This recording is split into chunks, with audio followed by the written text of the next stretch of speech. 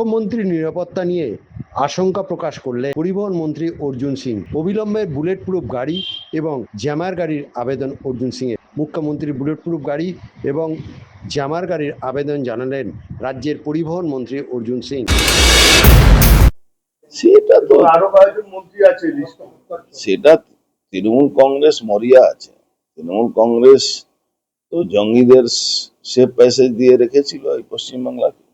আর তৃণমূল কংগ্রেসের নেতা যারা সোকল নেতা, যারা অল ইন্ডিয়াতেও নেই কিন্তু অল ইন্ডিয়া নেতা, তারা শুভেন্দু বাবুর যে সহায়ক ছিল তাকে খুন করিয়েছে, জানেনই আপনারা।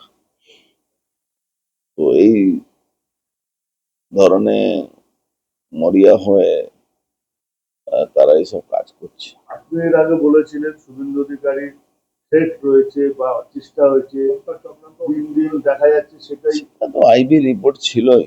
আমরা তো আগে থেকে বলছি কি শুভেন্দু অধিকারী উপরে সবসময় থ্রেট আছে।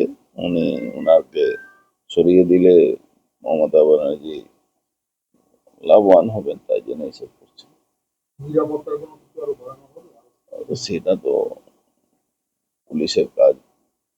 আমরা তো চাইবো ফুল 100% সিকিউর থাকুন। মেন আমার মনে হচ্ছে ওনাকে বুলেট প্রুফ গাড়ি ইউজ করা উচিত, গাড়ির সঙ্গে জ্যামার থাকা উচিত।